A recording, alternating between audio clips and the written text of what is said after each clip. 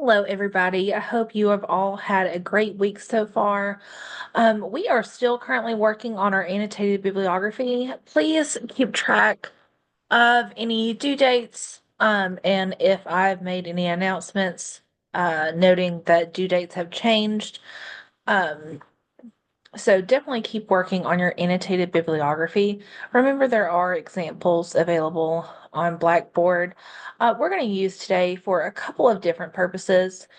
First of all, that annotated bibliography, using some time to work on that and trying to get, uh, that in the best shape as possible, but also looking forward to our next assignment, which is going to get us further down the road in our argumentative research paper. So, when it comes to writing papers, it's not always linear. Everybody has a different process. But what I like to do is give you kind of a game plan, a way to go forward when it comes to this actual paper and how you're writing it. So, whether or not you're the type of person where you just have to get all your thoughts out on paper and then go back and add things in, or if you are a planner and you have to go step by step, we have different ways that we can work within that process. So, for instance, we started with our topic. That's definitely the first place we need to start. And then we moved on to doing some research with our annotated bibliography. And the next step is something that you guys can utilize to kind of get a little bit organized and get your ideas together.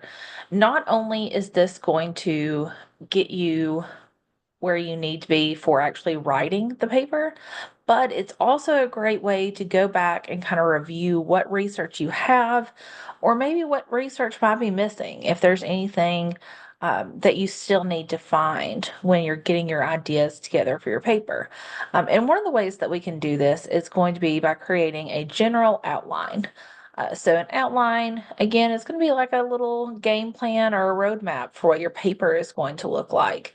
You are going to start getting some ideas together. And the great thing about this outline is if you can't fill all of it out or there are things missing, it's going to be very apparent. It's going to be like if you make a list for the grocery store and you're making a recipe and you have to have certain items, you're going to see what you're missing. You're kind of looking through your cupboards and finding out what you still need to get everything together so you can actually put it all together. And there are, of course, different ways to do outlines. Some of you guys might be visual learners. Some of you guys might need to talk things out. But I'm going to show you guys kind of a classic example of an outline and show you the different types of information I'm going to be looking for. We're going to work on this a little bit in class next week as well. So you are going to have some time with me in the classroom to actually start planning this stuff and working it out with me in there. But we do want to look ahead and see kind of what's going to be required and what kind of thought processes we need to start having when it comes to getting our paper together. So I'm going to go ahead and share the screen and we will take a look at the due date as well as an example that I have for you guys here on how to complete an outline. So of course, going back to Blackboard, this is where we're always going to want to go.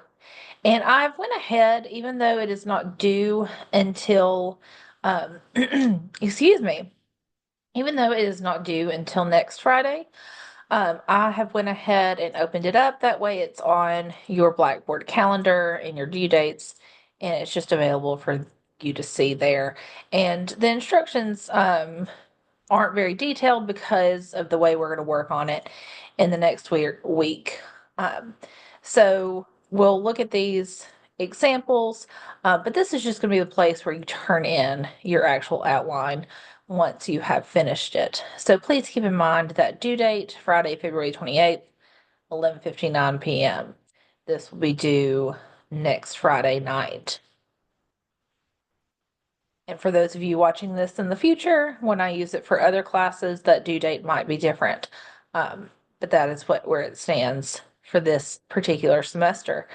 This is a sample outline. I did find this online. I unfortunately, I like to try to show you guys stuff that I've worked on in the past, and a lot of times my stuff is handwritten, or planned out in a different way. But I found this really nice example of an MLA paper outline, that is going to show you not only what it should look like when it comes to formatting, but also kind of different ways, giving you an example of how somebody has taken a topic and started to plan out their paper. As usual, if we are writing an MLA, we want to have all this great information over here on the left, our last name and page number up here up top, and then some sort of title. You might not have a title for your paper yet. You can put your topic, you can put a working title and change it, or you can just put general outline if that's what you feel like doing. But I want us to get in practice of actually using a title. Typically, outlines are going to start with a thesis. We will be doing some thesis working, some thesis writing workshops within our class time. But if you wanted to take a rough stab on what your main argument is, having that written out is always very nice because it gives your paper some sort of direction. And then you're going to work on your body paragraph. The rest of your paragraphs. Some people do these in a few different ways. They sometimes go ahead and make this first Roman numeral their introductory paragraph and go ahead and write out a few sentences. Or you can go ahead and start with just the body portion of the paragraph. So those body paragraphs of the paper are going to be your main points that you make, right? So for instance, this person is writing a paper on online monitoring in the workplace. They have their thesis up here, and then their first main point is going to be kind of like a mini thesis. Each one of your paragraphs, when you're writing your paper, is going to have a portion, or it's going to have a main idea. Usually we call this a topic sentence. So going ahead and having a rough idea of what that topic sentence for each paragraph is going to be. Imagine that within your larger paper, you have some smaller little papers that you are inserting. So they have here, although employers have always monitored employees, electronic surveillance is more efficient. So that is their first point that they're trying to make in their paper. And then they have these subpoints. So this is the proof of that topic sentence. So this topic sentence is true because of A, B, and C. They go on and do that with another body paragraph. Some experts argue that employers have legitimate reasons to monitor employees' internet usage. And you can see here they only have a couple of points here. Maybe it's not all the way fleshed out. Maybe they'll add some more later, or maybe this part of their paper just doesn't need as much explanation as the first part. We do not have to have completely even paragraphs or completely even points. We could have something that is very important that we want to include in our paper, but maybe it's not going to be as large of a paragraph or as large of a part of our paper.